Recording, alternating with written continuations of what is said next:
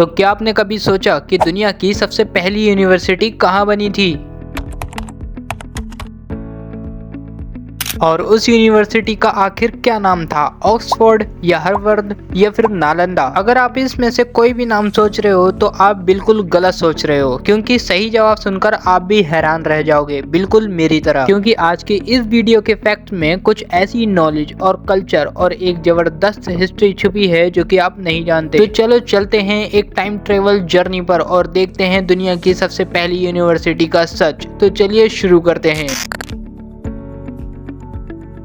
तो चलिए सबसे पहले क्लियर कर लेते हैं कि दुनिया की सबसे पहली यूनिवर्सिटी का नाम क्या था। दरअसल इस यूनिवर्सिटी का नाम है यूनिवर्सिटी ऑफ अल करावीन, जो कि एक मोरक्को के फैज सिटी में बनी थी, वो भी 859 एडी में। और सबसे खास बात, ये यूनिवर्सिटी बनाई थी एक लेडी ने जिसका नाम था फातिमा अल फिहरी। और जब यूरोप अंधेरे युग में यानी कि डार्क एजेस में था, तब मोरक्को में ये एक ऐसी जगह बन गई थी जहाँ पर मैथ, एस्ट्रोनॉमी, मेडिसिन और फिलोसफी पढ़ाई जाती थी। तो चलिए अब जानते हैं फातिमा अल फिहरी का रोल, आखिर उनका रोल क्या था।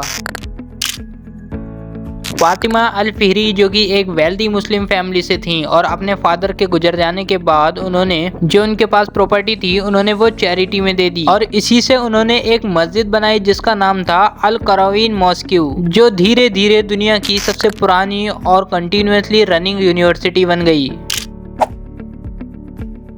और यहाँ सिर्फ इस्लामिक स्टडीज नहीं होती थी, स्टूडेंट को मैथ, केमिस्ट्री, मेडिसिन, एस्ट्रोनॉमी और इवन म्यूजिक और फिलोसफी तक पढ़ाई जाती थी। यहाँ से बहुत बड़े बड़े स्कॉलर निकले जैसे इब्ने खालदुन और जेविश फिलोसफर मैमोनाइट्स, जो कि यहीं से तालीम पाए।